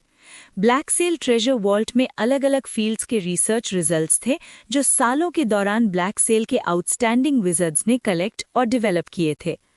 अभी ड्यूक की सबसे ज़्यादा इंटरेस्ट वाटर ऑफ असू नाम की मैजिक पोशन में थी, जो ऑफिशियल विज़र्ड बनने में हेल्प करती है। इसकी प्राइस थी 100 कंट्रीब्यूशन पॉइंट्स पर वायल। मार्केट में एक वायल वाटर ऑफ असू की कीमत लगभग 5000 लेवल 1 मैजिक स्टोन्स होती थी। मतलब एक contribution point is equal to 50 magic stones. लेकिन रियलिटी ये थी कि कोई भी अपने कंट्रीब्यूशन पॉइंट्स को मैजिक स्टोन्स में कन्वर्ट नहीं करता था। ड्यूक ने अभी किसी चीज को रिडीम करने की जल्दी नहीं दिखाई। उसका प्लान था कि विज़र्ड प्लेन वापस पहुंचकर आराम से डिसाइड करे। स्पेस फोर्ट्रेस और विज़र्ड प्लेन दोनों जगह ब्लैक सेल ट्रेजर वॉल्ट मौजूद थे, जहां कंट्रीब्यूशन पॉइंट्स एक्सचेंज किए जा सकते थे। सारी फॉर्मेलिटीज कंप्लीट करने के बाद ड्यूक ने एक और स्पेस एयरशिप ली और स्पेस ट्रैवल के जरिए विज़र्ड प्लेन की तरफ निकल पड़ा। स्पेस एयरशिप की ह्यूज लैंडिंग विंडो से विज़र्ड प्लेन का नीला प्लैनेट धीरे धीरे पास आता जा रहा था। जैसे जैसे वो करीब आया, ड्यूक को लगने लगा जैसे प्लैनेट की रोटेशन एक हार्ट बीट की तरह सुनाई दे रही हो। पहले ड्यूक को लगा था कि एयरशिप डायरेक्टली विज़र्ड प्लेन के अंदर एंटर करके किसी फिक्स्ड एरिया में डॉक करेगी, लेकिन अनएक्सपेक्टेडली एयरशिप ने एक और स्पेस जंप लगाया और सीधा एलिजाबेथ पर अपीयर हो गई। एलिजाबेथ पर वापस आते ही ड्यूक ने एक गहरा सा रिलीफ महसूस किया। ये रिलीफ सिर्फ साइकोलॉजिकल नहीं था, बिल्कुल रियल था। बीस्टमैन प्लेन पर उसे हमेशा प्लेन की विल को सप्रेस करना पड़ता था, लेकिन विज़र्ड प्लेन वापस आते ही वो उसके प्रेशर से फ्री हो गया। ड्यूक ज्यादा देर तक एलिजाबेथ पर नहीं रुका। नॉर्मली विज़र्ड अप्रेंटिसेस को यहाँ रुकने की इजाजत नहीं होती। ये जगह सिर्फ ब्लैक सेल के ऑफिशियल विज़र्ड्स के लिए होती है। उसने एक छोटी सी बोट ली और अकेडमी आइलैंड की तरफ चला गया। आइलैंड पर पहुंचते ही उसे फिर से इधर उधर घूमते हुए विज़र्ड अप्रेंटिसेस दिखे। सब कुछ देखकर उसे थोड़ी सी नॉस्टैल्जिया फील हुई। स्पेस फोर्ट्रेस पर ही ड्यूक ने अपने 5 free attribute points already spirit में डाल चुका था। अब उसकी स्पिरिचुअल पावर 51.6 हो चुकी थी, आसपास के लोगों से काफी ज्यादा। जैसे ही वो अकेडमी आइलैंड पर उतरा, उसके विज़र्ड मार्क पर काफी मैसेजेस आए। ज्यादातर विवियन और साइमन के ग्रुप के थे। बीस्टमैन प्लेन पर विज़र्ड मार्क काम नहीं करता था। सिर्फ विल्डरनेस कॉन्टिनेंट कॉन्कर होने के बाद और मार्क टावर बनने के बाद ही वो नॉर्मल तरीके से फंक्शन कर पाया था। ड्यूक ने सबको रिप्लाई करके बता दिया कि वो सेफली विज़र्ड प्लेन वापस आ गया है। बीस्टमैन काफी वैल्यूएबल हैं, विवियन ने कहा। ब्लैक सेल ने ऑलरेडी उन्हें दूसरी विज़र्ड ऑर्गेनाइजेशंस को स्लेव के तौर पर बेचना शुरू कर दिया है। इतनी जल्दी? ड्यूक ने कहा। थोड़ा सरप्राइज था। वॉर तो अभी खत्म भी नहीं हुई। विवियन ने रिप्लाई किया, हाँ, beastman best slave biological species हैं। फास्ट रिप्रोडक्शन, जल्दी सीखने की ability, strong combat power, wizards के लिए प्रैक्टिकली परफेक्ट स्लेव क्रीचर्स हैं। ग्रीन स्किन्ड ऑक्स को विज़र्ड प्लेन पर अलाउड नहीं किया जाता, लेकिन इसका मतलब ये नहीं था कि ब्लैक सेल उन्हें बेच नहीं सकता था। चैप्टर 179 एडवांसमेंट की तैयारी। विज़र्ड प्लेन में मौजूद ज़्यादातर फोर्सेस के अपने अपने प्लेन्स होते हैं और ऑक्स के साथ जो ट्रेड होता है वो इन सब प्लेन्स में होता है, विज़र्ड प्लेन के अंदर नहीं। ड्यूक को भी ये एक्सपेक्ट नहीं था कि ब्लैक सेल का स्लेव बिजनेस इतनी जल्दी स्टार्ट हो जाएगा। सुनने में आया था कि ग्रीन स्किन्ड ऑक्स की प्राइस काफ़ी ज़्यादा है। उसका अंदाज़ा था कि काफ़ी विज़र्ड ऑर्गेनाइजेशंस छोटी क्वांटिटी में इन्हें खरीदेंगी और फिर खुद ही कल्टिवेट करेंगी। वैसे भी ग्रीन स्किन्ड ऑक्स बहुत तेज़ रिप्रोड्यूस करते हैं। सिर्फ स्पोर्स से ही नए ऑक्स ग्रो किए जा सकते हैं। विज़र्ड्स के लिए ये प्रोसेस बिल्कुल आसान होता है, जैसे मशरूम उगाना, जिससे लार्ज स्केल पर ग्रीन स्किन्ड ऑक्स मास प्रोड्यूस किए जा सकते हैं। विवियन के साथ थोड़ी देर बात करने के बाद ड्यूक ने अपना ध्यान ऑफिशियल विज़र्ड बनने की प्रेपरेशन पर लगा दिया। सबसे पहले वाटर ऑफ आंसू बिल्कुल एसेंशियल था और बेस्ट यही होता है कि 2-3 वायल्स पहले से रेडी रखे जाएं। अगर सिर्फ एक ही वायल हो तो एडवांसमेंट का प्रोसेस बीच में ही रुक सकता है। इसलिए बैकअप वाटर ऑफ आंसू रखना बहुत ज़रूरी होता है ताकि प्रोसेस स्मूथली कंटिन्यू हो सके। 3 वायल्स वाटर ऑफ आंसू की कॉस्ट होती है 15,000 मैजिक स्टोन्स, जो ज़्यादातर विज़र्ड अप्रेंटिसेस के लिए बहुत बड़ी अमाउंट होती है। काफ़ी first class wizard apprentices official wizard बनने के बाद लगभग सारे मैजिक स्टोन्स ख़त्म कर देते हैं। वाटर ऑफ आंसू की हाई प्राइस इतने ज़्यादा मैजिक स्टोन्स खा जाती है कि काफ़ी अप्रेंटिसेस डेट में भी चले जाते हैं। कुछ विज़र्ड अप्रेंटिसेस तो एडवांसमेंट के रिसोर्सेज पाने के लिए वॉलंटरीली कुछ विज़र्ड्स के प्ले थिंग्स तक बन जाते हैं। ऐसी चीज़ें काफ़ी कॉमन हैं और ड्यूक ने भी ऐसी कहानियाँ बार बार सुनी थी। लेकिन ड्यूक को वाटर ऑफ आंसू की टेंशन नहीं थी, क्योंकि वो 300 कंट्रीब्यूशन पॉइंट्स देकर 3 वायल्स एक्सचेंज कर सकता था। ये सारे कंट्रीब्यूशन पॉइंट्स उसने रीसेंट प्लेन वॉर से कमाए थे, ज़्यादातर मैजिक पोशंस रिफाइन करके, डीमनाइज्ड आइटम्स बनाकर और कुछ टास्क्स कंप्लीट करके। थोड़े से ज़्यादा 1300 कंट्रीब्यूशन पॉइंट्स ज़्यादा तो नहीं थे, लेकिन ऑफिशियल विज़र्ड बनने के लिए जो रिसोर्सेज चाहिए होते हैं उनके लिए काफ़ी थे। इसके अलावा स्पिरिचुअल पावर स्टेबलाइजिंग पोशंस, साथ ही टाइहॉर्न पोशंस, गाया पोशंस और दूसरी ऑक्सिलरी पोशंस भी ज़रूरी थीं। टाइहॉर्न पोशन बॉडी की वाइटैलिटी को मेंटेन करता है, एडवांसमेंट के दौरान बॉडी को एक्सेसिव डैमेज से बचाता है और ऑर्गन्स के स्टेबल ऑपरेशन को इंश्योर करता है। गाया पोषण का काम होता है फिजिकल म्यूटेशंस को रोकना जो एडवांसमेंट के टाइम हो सकती हैं। एग्जाम्पल के लिए कुछ विजर्ड्स एडवांसमेंट के बाद चेहरे पर एक्स्ट्रा आंख या पीठ पर एक और हाथ उगा लेते हैं। नॉर्मली ऐसी म्यूटेशंस ज़्यादा प्रॉब्लम क्रिएट नहीं करती और बाद में प्रोसेसिंग के थ्रू हटाई जा सकती हैं, लेकिन कुछ म्यूटेशंस इरिवर्सिबल भी होती हैं। इसीलिए गाया पोषण डेवलप की गई थी ताकि ऐसी सिचुएशंस को पहले ही प्रिवेंट किया जा सके। ये सारी पोशंस भी काफ़ी मैजिक स्टोन्स मांगती हैं, लेकिन ड्यूक कंट्रीब्यूशन पॉइंट से इन्हें एक्सचेंज करके काफ़ी स्टोन्स बचा सकता था। इन सब प्रेपरेशंस के अलावा सबसे इम्पॉर्टेंट चीज़ थी लेवल 1 मैजिक का सिलेक्शन। ऑफिशियल विजिट बनने के लिए 8 लेवल 1 मैजिक चूज करना होता है और एडवांसमेंट प्रोसेस के दौरान उसका मैजिक मॉडल कंस्ट्रक्ट करना होता है, जिसे परमानेंटली अपना टैलेंट मैजिक बना लिया जाता है। इसके बाद इस मैजिक को यूज करने के लिए मैजिक पावर कंज्यूम नहीं होती। ज्यादातर wizards defensive type magic choose करते हैं क्योंकि सर्वाइवल सबसे इम्पॉर्टेंट होता है। ऑफेंसिव एबिलिटीज बाद में भी डेवलप की जा सकती हैं। ड्यूक भी काफी देर तक सोचता रहा और आखिरकार उसने डिसाइड किया कि वो खुद का लेवल 1 मैजिक क्रिएट करेगा। ये कोई रैंडम आइडिया नहीं था, उसके पास क्लियर थॉट्स थे। जब ड्यूक ने पहले gravity yellow sand spell create की थी, तभी से उसके दिमाग में कुछ आइडियाज घूम रहे थे। ब्लैक सेल ट्रेजर वॉल्ट को अपने ब्लैक सेल बैज के साथ ब्राउज करने के बाद और सीनियर विजर्ड्स के रिसर्च रिजल्ट्स देखने के बाद उसके आइडियाज और भी क्लियर हो गए। ड्यूक ने एक डॉक्यूमेंटेशन खरीदी जिसका टाइटल था automatic defence and counter attack of magic, जिसके लिए उसने 500 कंट्रीब्यूशन पॉइंट्स दिए। ये मटेरियल विजर्ड एड मैसन का था। ड्यूक इस विजर्ड को पर्सनली नहीं जानता था और ब्लैक सेल के अंदर भी उसने कभी इसका नाम नहीं सुना था। ब्लैक सेल के टॉप 10 लीजन कमांडर्स में भी कोई एड मैसन नहीं था। वो सिर्फ इतना जानता था कि 10th लीजन कमांडर एड्रिक मैसन क्लैन से बिलोंग करता है। मैसन क्लैन विजर्ड प्लेन का एक एंशिएंट विजर्ड क्लैन है और एड्रिक इस क्लैन का रिलेटिवली यंग डिसेंडेंट है जो अब डेमीगॉड लेवल पावर हाउस बन चुका है। ड्यूक को कंफर्म हो गया कि ये एड भी मैसन क्लैन का ही मेंबर था क्योंकि डॉक्यूमेंटेशन पर मैसन क्लैन का स्टाफ सिंबल बना हुआ था। ब्लैक सेल ट्रेजर वॉल्ट में स्टोर की गई हर नॉलेज ब्लैक सेल की स्ट्रिक्ट रिव्यू से गुजरती है। ऑर्डिनरी डॉक्यूमेंट्स यहाँ स्टोर होने के लायक नहीं होते। 500 कंट्रीब्यूशन पॉइंट्स की हैवी प्राइस भी इस बात का प्रूफ थी कि ये मटेरियल काफ़ी इम्पोर्टेंट था। ड्यूक ने तुरंत डॉक्यूमेंट परचेज नहीं किया, उसने पहले लेडी हेला से कंसल्ट किया। लेडी हेला ने बताया कि एड मैसन एक ग्रेट विजर्ड था, भले ही वो ब्लैक सेल का पार्ट नहीं था। एड एड्रिक का ग्रैंडफादर था और ये डॉक्यूमेंट उनकी परमिशन मिलने के बाद ही ब्लैक सेल ट्रेजर वॉल्ट में स्टोर किया गया था। ये सब सुनने के बाद ड्यूक के मन में कोई हेजिटेशन नहीं बचा और उसने मटेरियल एक्सचेंज कर लिया। उसके आइडियाज़ को इस नॉलेज की सख्त ज़रूरत थी क्योंकि काफ़ी क्रूशल पॉइंट्स थे जिन्हें बिना गाइडेंस के समझना मुश्किल था। ब्लैक सेल बैच पर परचेज कंप्लीट करने के बाद ड्यूक को एक्चुअल मटेरियल लेने के लिए पास के एक छोटे से आइलैंड पर जाना पड़ा। एकेडमी आइलैंड पर ब्लैक सेल ट्रेजर वॉल्ट नहीं था, इसलिए वो एक डार्क मून के चलाए हुए बोट में बैठकर एक छोटे से आइलैंड पर पहुंच गया।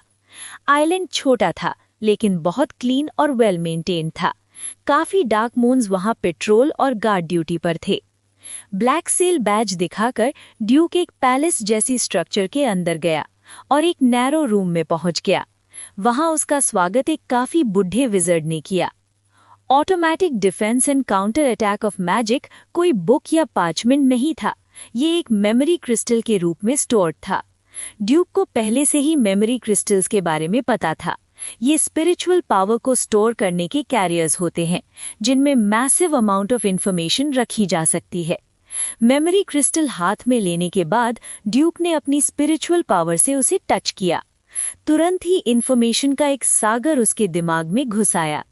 ये सारी इंफॉर्मेशन मैजिक के ऑटोमेटिक डिफेंस और काउंटर अटैक सिस्टम को बिल्ड करने से रिलेटेड थी, जिसमें बहुत सारे कॉन्सेप्ट्स और नॉलेज सिस्टम्स इन्वॉल्व थे। ड्यूक को ये देखकर सरप्राइज हुआ कि ज्यादातर कंटेंट उसे बिना ज्यादा सोचे समझे ही समझ आ रहा था। इसका रीजन ये था कि एड ने मेमोरी क्रिस्टल को रिकॉर्ड करते समय बिल्कुल बेसिक थियरीज से शुरू किया था, ताकि एक विजर्ड अप्रेंटिस भी पूरी थियरी को स्टेप बाय स्टेप समझ सके। इस नॉलेज को अब्सॉर्ब करने के बाद ड्यूक के दिमाग में स्पेल का प्रोटोटाइप और ज्यादा क्लियर हो गया और उसे समझ आ गया कि सबसे क्रिटिकल पार्ट्स को कैसे सॉल्व करना है। चैप्टर 180 ऑफिशियल विजर्ड बनने की यात्रा। अगले आधे महीने तक ड्यूक पूरी तरह लेबोरेटरी में घुसा रहा, सिर्फ और सिर्फ मैजिक रिसर्च पर फोकस करते हुए। ब्लैक सेल ट्रेजर वॉल्ट से एक्सचेंज किए गए मटेरियल्स के अलावा उसने काफ़ी रिलेटेड बुक्स भी खरीदी, ताकि थ्योरीज और मेथड्स को अच्छे से समझ सके। जैसे जैसे आधा महीना गुजरा, मैजिक का प्रोटोटाइप धीरे धीरे कंप्लीट होता गया और ड्यूक ने इस मैजिक का नाम रखा सैंड गार्डियन। सैंड गार्डियन एक ऑटोमेटिक डिफेंस और काउंटर अटैक सिस्टम था। एक बार प्रॉपर्ली कंस्ट्रक्ट हो जाने के बाद ये खुद ही डिफेंस और काउंटर अटैक कर सकता था। चाहे ड्यूक कोमा में ही क्यों ना हो, sand guardian automatically yellow sand crystal से पीली रेत बुलाकर उसकी प्रोटेक्शन कर सकता था।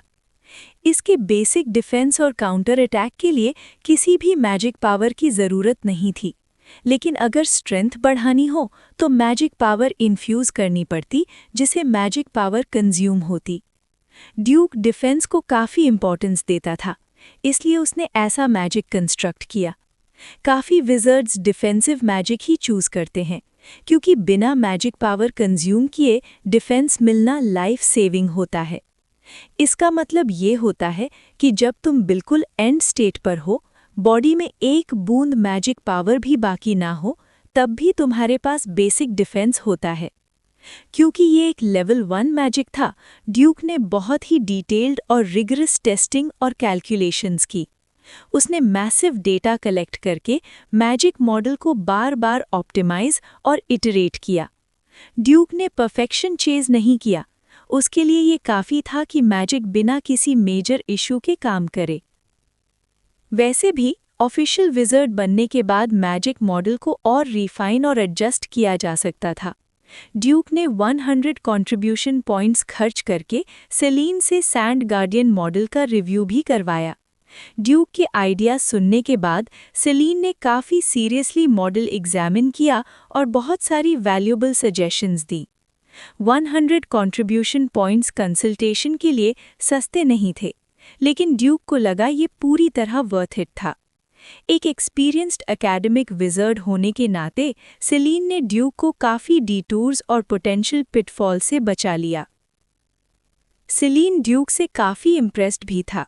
एक ऑर्डिनरी विज़र्ड अप्रेंटिस का अपनी मेहनत से इस स्टेज तक पहुंचना वाकई एक बड़ी अचीवमेंट थी।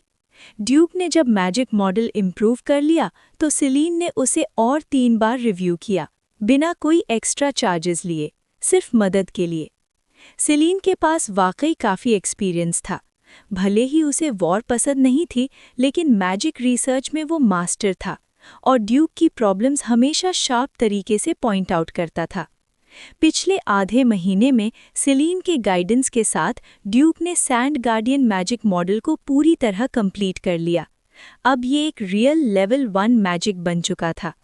लेवल 1 मैजिक होने के नाते सैंड गार्डियन की कॉम्प्लेक्सिटी सब लेवल मैजिक से काफ़ी ज़्यादा थी, N27 तक पहुंच चुकी थी। ऑर्डिनरी विज़र्ड अप्रेंटिसेस के लिए इस मैजिक मॉडल को समझना ऑलमोस्ट इम्पॉसिबल था। लेवल 1 मैजिक रेडी होने के बाद ऑफिशियल विज़र्ड बनने की सारी तैयारी कंप्लीट हो चुकी थी। ड्यूक के पास पहले 1300 से ज़्यादा कंट्रीब्यूशन पॉइंट्स थे, अब सिर्फ 252 ही बचे थे। वाटर ऑफ आंसू, दूसरी मैजिक पोशंस, नॉलेज मटेरियल्स और सेलीन की कंसल्टेशन सब मिलाकर कंट्रीब्यूशन पॉइंट्स काफ़ी ज़्यादा खर्च हो गए थे। बीस्टमैन प्लेन पर जो पॉइंट्स कमाए थे वो लगभग पूरे ही खत्म हो चुके थे। थीम: अकेडमी आइलैंड के मेडिटेशन रूम के अंदर। ड्यूक ने 2 दिन तक अपनी कंडीशन एडजस्ट की, बॉडी और माइंड दोनों को मोस्ट परफेक्ट और स्टेबल स्टेट में लाने के लिए। उसका दिमाग शांत और क्लियर था। स्पिरिचुअल पावर स्टेबलाइजिंग पोशन पीने के बाद उसने एक हल्की पीली वाटर ऑफ आंसू उठाई और एक ही बार में पी ली। डॉन पोशन और डॉन एंड डस्क पोशन की तरह वाटर ऑफ आंसू भी प्रमोशन प्रोसेस को कैटलाइज करती है, बट इसका इफेक्ट काफ़ी ज़्यादा पावरफुल होता है। जैसे ही वाटर ऑफ आंसू उसके पेट में गई, उसकी एनर्जी फैलकर पूरे बॉडी में फैल गई। ड्यूक का बॉडी टेम्परेचर इंस्टेंट ही बढ़ने लगा, सीधा 50 डिग्रीज के पास पहुंच गया। उसके बॉडी का हर सेल जोर जोर से कांपने लगा। Massive amount of free energy particles उसके बॉडी में घुस आए, हर कोने में मर्ज होते हुए। इसी वक्त ड्यूक ने टाइहॉर्न पोशन और गाया पोशन भी पी ली ताकि बॉडी स्टेबल रहे और कंट्रोल से बाहर ना हो। तेज टेम्परेचर राइज धीरे हो गया और 50 डिग्रीज के आसपास फ्लक्चुएट करने लगा, एक रिलेटिवली स्टेबल स्टेट में। बॉडी में बदलाव एक तरफ चल रहा था, लेकिन उसके दिमाग में एक और भी बड़ा ट्रांसफॉर्मेशन हो रहा था। ड्यूक के माइंड स्पेस में स्किल ट्री के सेंटर से पूरा एरिया एक्सपैंड हो रहा था और कुछ थ्रेड्स अपीयर होने लगे। ये थ्रेड्स स्पिरिचुअल पावर की मैनिफेस्टेशंस थीं। ऑफिशियल विज़र्ड बनने के लिए स्पिरिचुअल पावर को गैशियस फॉर्म में ट्रांसफॉर्म करना होता है, जिसे लेवल 1 गैशियस मेज कहते हैं। सिर्फ तभी स्पिरिचुअल पावर गैशियस फॉर्म ले सकती है जब वो एक सर्टेन लेवल तक पहुंच जाए। अगर स्पिरिचुअल पावर कम हो तो ये स्टेप कंप्लीट ही नहीं होता। इसीलिए promotion threshold 50 spiritual power points रखा गया है। ऑफिशियल विज़र्ड का एडवांसमेंट प्रोसेस काफ़ी स्लो होता है और इसमें काफ़ी टाइम लगता है। वाटर ऑफ आंसू अपना काम करता रहा और ड्यूक के दिमाग में गैशियस स्पिरिचुअल पावर लगातार जनरेट होती रही। स्पिरिचुअल पावर स्टेबलाइजिंग पोशन के सहारे ड्यूक का दिमाग बिल्कुल क्लियर था और वो अपनी बॉडी कंडीशन को कंटिन्यूअसली मॉनिटर कर रहा था। उसने नोटिस किया कि पहली वाटर ऑफ आंसू का इफेक्ट लगभग खत्म हो चुका था और उसकी पोटेंसी धीरे धीरे गिर रही थी। लेकिन एडवांसमेंट प्रोसेस अभी पूरा नहीं हुआ था। दिमाग में स्पिरिचुअल पावर का गैशियस ट्रांसफॉर्मेशन अभी इनकम्प्लीट था। अगर इस पॉइंट पर प्रोसेस रुक जाता तो बॉडी पर इररिवर्सिबल डैमेज होता और फ्यूचर प्रमोशन ऑलमोस्ट इम्पॉसिबल हो जाता। ड्यूक ने बिना टाइम वेस्ट किए दूसरी वाटर ऑफ आंसू उठाई और एक ही बार में पी ली। उसकी एनर्जी फिर से बॉडी में फैल गई, प्रमोशन प्रोसेस को आगे बढ़ाते हुए। इससे ड्यूक को क्लियरली समझ आ गया कि उसकी एप्टीट्यूड वाकई एवरेज थी। अच्छी एप्टीट्यूड वाले विज़र्ड अप्रेंटिसेस सिर्फ एक वाटर ऑफ आंसू से या कभी-कभी बिना वाटर ऑफ आंसू के भी ऑफिशियल विज़र्ड बन जाते हैं। जितनी ज़्यादा वाटर ऑफ आंसू कंज्यूम होती है, उतनी ही कम एप्टीट्यूड रिफ्लेक्ट होती है। लेकिन ड्यूक को इससे कोई फर्क नहीं पड़ता था। उसे पता था कि उसकी एप्टीट्यूड अच्छी नहीं है, लेकिन इसका मतलब ये नहीं था कि वो आगे नहीं बढ़ सकता। उसकी प्रोग्रेस स्लो थी, लेकिन हर स्टेप सॉलिड और पावरफुल था। इस वाटर ऑफ आंसू के इफेक्ट के साथ ड्यूक के दिमाग में स्पिरिचुअल पावर का गैशियस ट्रांसफॉर्मेशन की स्पीड धीरे धीरे बढ़ने लगी। तभी अचानक उसके आसपास का सीन बदल गया। सिर उठाकर देखा तो ड्यूक खुद को ऊंची ऊंची बिल्डिंग्स के बीच पाता है, रोड के साइड ट्रैफिक लाइट के नीचे खड़ा हुआ।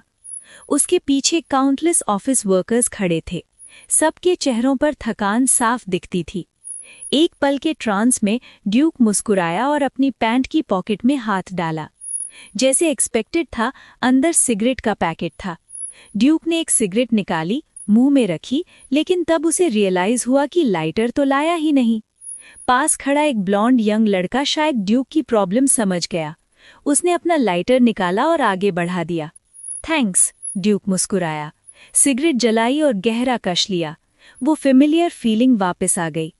सिर्फ 2 पफ्स लेने के बाद ड्यूक ने हाथ उठाया और एक आग का गोला समन किया, जो उसके हाथ में सिगरेट को पूरी तरह जलाकर राख बना गया। बड़ी सी फ्लेम देखते ही क्राउड में पैनिक फैल गया। लोग चीखते चिल्लाते इधर उधर भागने लगे और ड्यूक को ऐसे देख रहे थे जैसे वो कोई मॉन्स्टर हो।